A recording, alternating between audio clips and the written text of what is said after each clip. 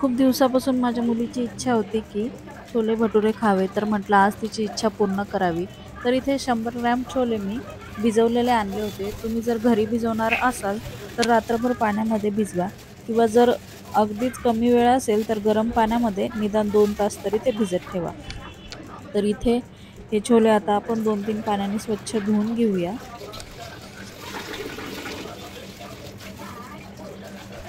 व्यवस्थित असे ते धुवून घेतल्यानंतर आता साधारण 1 ते 1.5 ग्लास पाणी यामध्ये टाकायचं आहे आणि थोडंसं मीठ टाकायचं आणि त्यानंतर कुकरला आपण साधारण 1-2 शिट्ट्या त्याच्या बारीक गॅसवर घ्यायच्या आहे. छोले शिजवताना मात्र पाण्याचं प्रमाण कमी जास्त झालं तरी सुद्धा चालतं. आता इकडे मी गॅस पेटवलेला आहे आणि गॅसवर कुकर ठेवून साधारण 2 शिट्ट्या आपण याच्या बारीक गॅस करून घेऊया. त्यानंतर आता आपण भटुरेची तयारी करून घेणार आहोत. तर इथे मी पाणी घेतलेलं आहे आणि त्यानंतर साधारण अर्धा किलो मैदा मी इथे घेतलेला आहे. मैदा व्यवस्थित असं चाळून घ्यायचा आहे. बारीक चाळणीने मी तो मैदा पूर्ण चाळून घेतलेला आहे. संपूर्ण अर्धा किलो मैदा मी इथे वापरलेला आहे.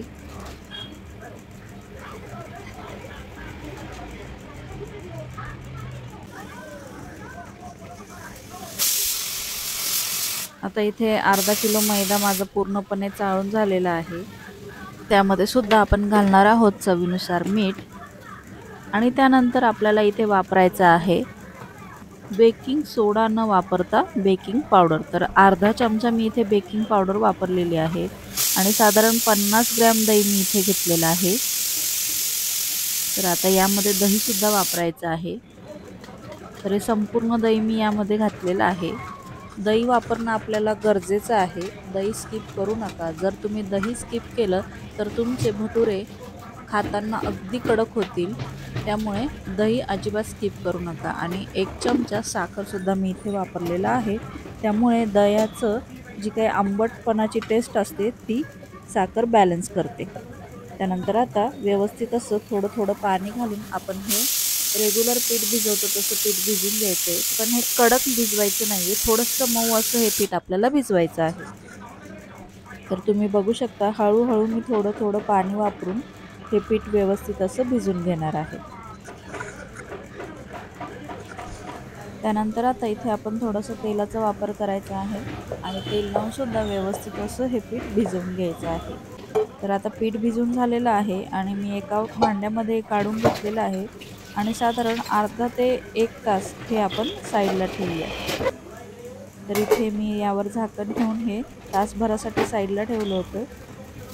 त्यानंतर आता मी इथे 3 ते 4 कांदे घेतलेले आहे आणि कांदे आपल्याला उभे चिरून घ्यायचे आहे. खूप बारीक चिरायचे नाही. मीडियम आकारामध्ये कांदा चिरायचा आहे. तर आता इथे कांदे सुद्धा मी मीडियम आकारामध्ये चिरून घेतलेले आहे. तुम्ही बघू शकता इथे कांद्याचा आकार लहान आहे म्हणून मी 3 ते 4 घेतलेले आहे. तुमच्याकडे मोठे कांदे असेल तर तुम्ही 1 ते 1.5 कांदा वापरला तरी सुद्धा चालणार आहे. तर अशा प्रकारे आपल्याला कांदा कट करून घ्यायचा आहे. त्यानंतर मी इथे एक पॅन गरम करायला ठेवणार आहे आणि आता त्या पॅनमध्ये हा कांदा थोडंसं तेल टाकून आपण असं थोडंसं लालसर होईपर्यंत फ्राय करून घ्यायचा आहे. तर तुम्ही बघू शकता आता पॅनसुद्धा गरम झालेला आहे. त्यामध्ये थोडंसं तेल टाकून मी हा कांदा लाल होईपर्यंत ठेवलेला आहे. आता इथे मी लसूणसुद्धा सोलून घेणार आहे. त्यानंतर आता टोमॅटो आपण उभे चिरून घेऊया आणि कांदा थोडासा लाल झाल्यानंतर टोमॅटोसुद्धा यामध्ये टाकून थोडेसे फ्राय करून घ्यायचे आहे. 1 ते 2 मिनटं छान असे फ्राय करायचे आहे.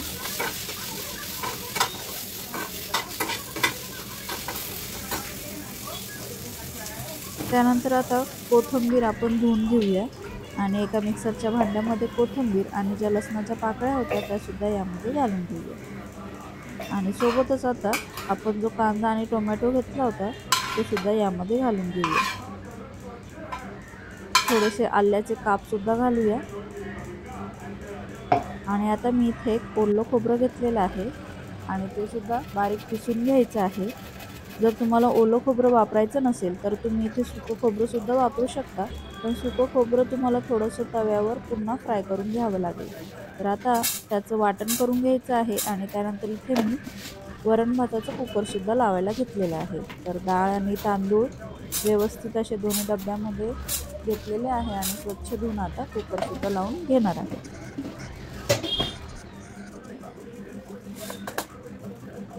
आता गॅसवर कढई तापत ठेवूया आणि कढईमध्ये तेल टाकूया.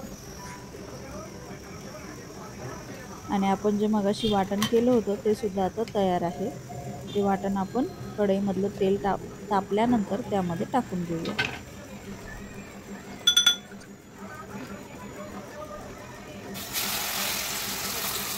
तर सर्व वाटण मी यामध्ये ॲड केलेलं आहे, तुम्ही बघू शकता.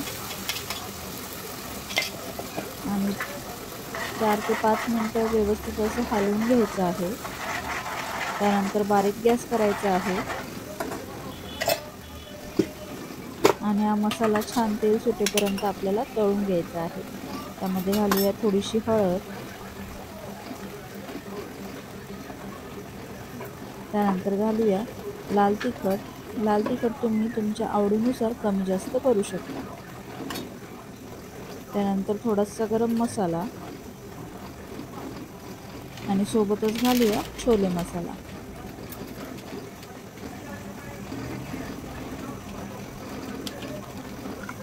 सर्व मसाले व्यवस्थित असे मिक्स करून घ्यायचे आहे. 2 ते 3 मिनटं छान परतवून घ्यायचे आहे. त्यानंतर त्यावर झाकण ठेवून तेल सुटेपर्यंत एक 5 ते 10 मिनटं बारीक गॅसवर मसाला शिजू द्यायचा आहे. आता एक 10 मिनटं झालेले आहे. तुम्ही बघू शकता मसाल्याला छान तेल सुटलेलं आहे आणि आपले छोलेसुद्धा शिजलेले आहे. तर आता छोलेसुद्धा यामध्ये ॲड करून घेऊया. व्यवस्थित असे मिक्स करून घ्यायचे आहे. त्यानंतर यामध्ये घालायचं आहे चवीनुसार मीठ आणि पुन्हा व्यवस्थित ते मिक्स करून घ्यायचे आहे. आता यामध्ये आपल्याला पाणी घालायचं नाही आहे, कारण ही भाजी पातळ करायची नाही आहे, त्यामुळे यामध्ये पाणी घालायची अजिबात गरज नाही. तर आहे तेवढ्याच प्रमाणामध्ये ही भाजी तशीच ठेवायची आहे, पातळ करायची नाही. तर पुन्हा एक 2 ते 3 मिनटं ही भाजी आपल्याला झाकण ठेवून छान अशी वाफेवर शिजवून घ्यायची आहे. तर तुम्ही बघू शकता तयार झालेली आहे आपली छोल्याची भाजी.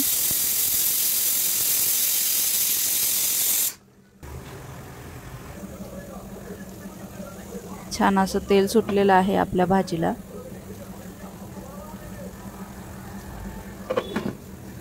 आणि आता त्यानंतर मी इथे शिरा बनवणार आहे. त्यासाठी एका पॅनमध्ये रवा भाजून घेणार आहे.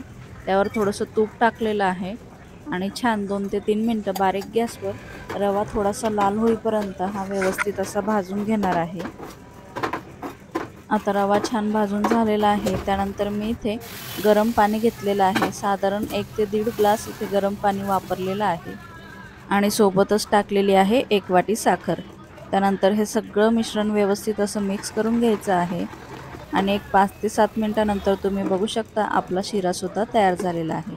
त्यानंतर 1 तासाभराने आपलं पीठ बघू शकता तुम्ही अगदी मऊ झालेलं आहे. तर इकडे मी कढईमध्ये तेलसुद्धा तापत ठेवलेलं आहे. त्यानंतर आता आपण सुरुवात करूया भटुरे बनवायला. तर इथे मी पोळपाटलासुद्धा तेल लावून घेतलेलं आहे आणि पीठ व्यवस्थित पुन्हा एकदा 2 ते 3 मिनटं छान असं मळून घ्यायचं आहे. त्यानंतर पिठाचा एक गोळा मी यामधला घेतलेला आहे आणि आपण चपाती करतो तेवढ्याच आकाराचा गोळा मी इथे घेतलेला आहे.